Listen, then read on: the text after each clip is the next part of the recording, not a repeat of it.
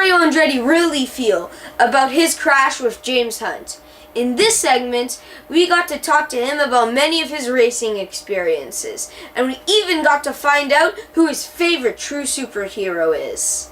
Okay, so getting into racing, when James Hunt drove you off the road, like you were all cool with it and stuff, but come on, you're Italian, didn't you want to punch him in the face? Oh, yes, I did.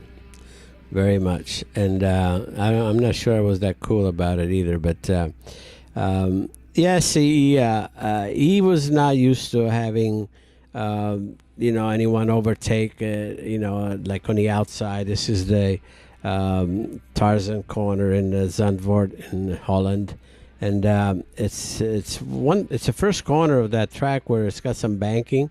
And I knew about banking, and I used that, and I was alongside of him, and he just ran me out of road, and we both crashed. Actually, we both went out, which was stupid. But what's interesting about it, he said, "Oh, you don't overtake there," and so forth.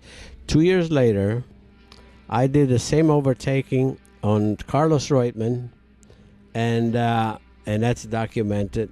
And James Hunt at the time was already retired. He was a commentator. And he says, "Oh, I take it all back. I guess it is possible to overtake it at Tarzan Corner." Okay. So I redeemed myself. Okay. Now, I was seriously, and I am seriously considering making a movie about you. Now, in your opinion, have you ever seen Rush? Yes. And you know how Niki Lauda and James Hunt had a rivalry? Yes. Would you say that you had a rivalry with anybody, like AJ Foyt or something? Well, you just mentioned one for sure. AJ and I raced together, and he was icon in his time. He was 5 years my senior, so he had more experience, and especially at the beginning, we got in each other's hair because, I was a guy that was sort of, just a thorn on his side, if you will, Mm-hmm. And, as time grew, we learned to respect each other, and I think we're very good friends now.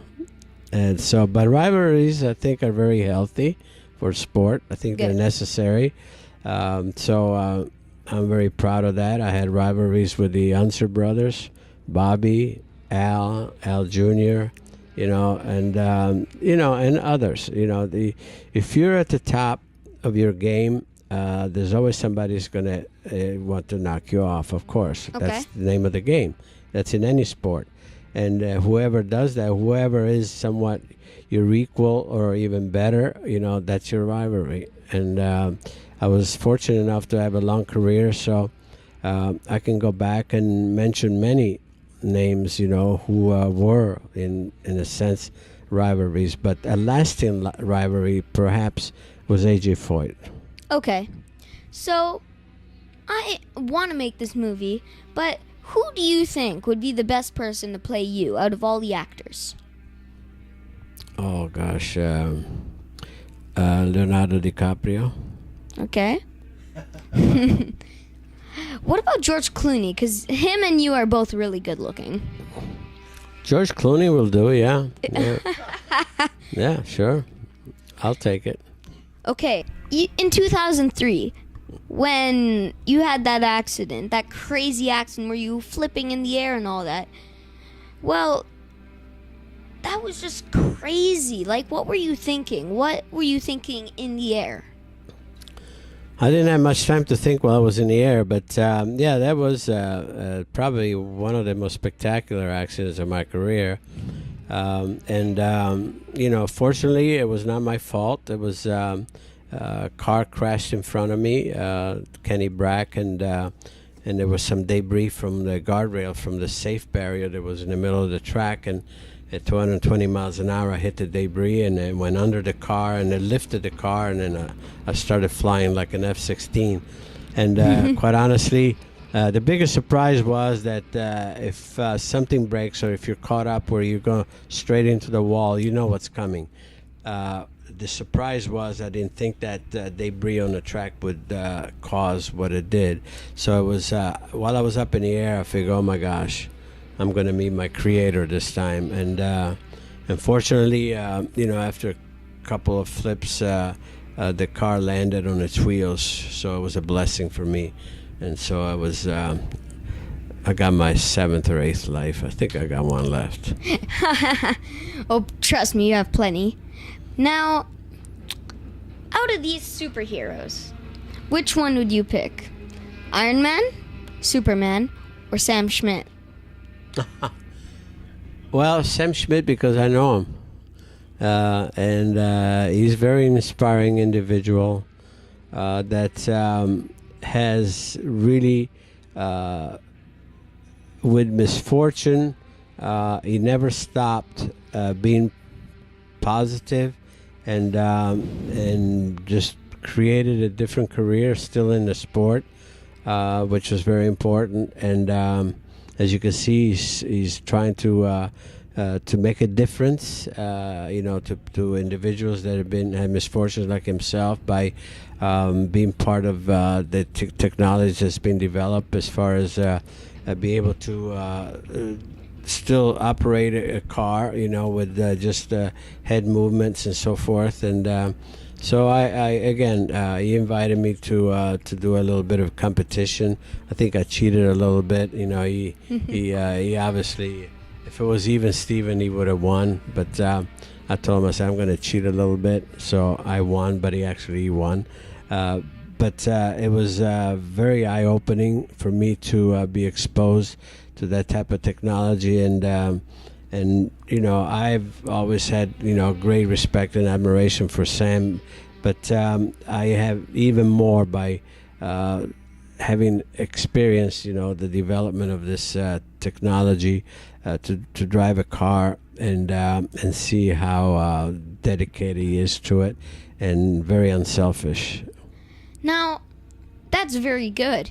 Now, I was talking to Sam Schmidt about his accident and how the FIA made changes to all of the cars. Do you think those changes saved you from serious injury and allowed you to walk away from that crash? I think every tragic accident, every accident that produces an injury is carefully analyzed by the series and by the technical committee, and there's always something that it's going to be proactive, something that's going to be done to the next generation cars to see if you can improve the crushability of that certain area. And even though the same accident may not repeat again, but the sanctioning bodies have been very, very responsible in dealing with safety very proactively, and fortunately that secures the future of the sport, because the negative part of our sport has been the fatalities that we had experienced over the decades, in the 60s, 70s, 80s, but everyone got smarter, and when the sport is so commercial, sponsors that spend millions of dollars to be part of it and showcase their products, they don't want to go to funerals.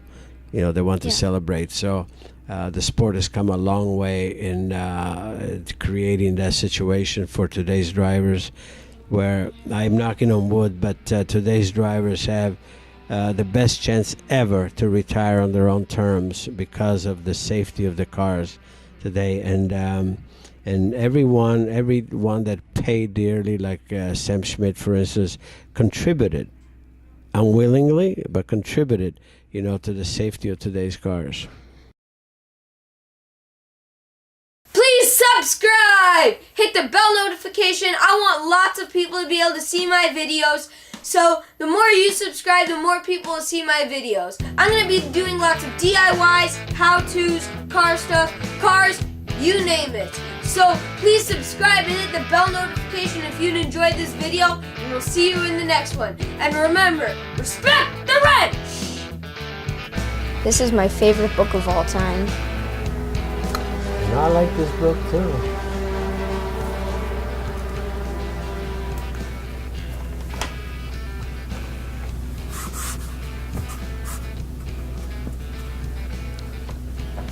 How's that? Nice.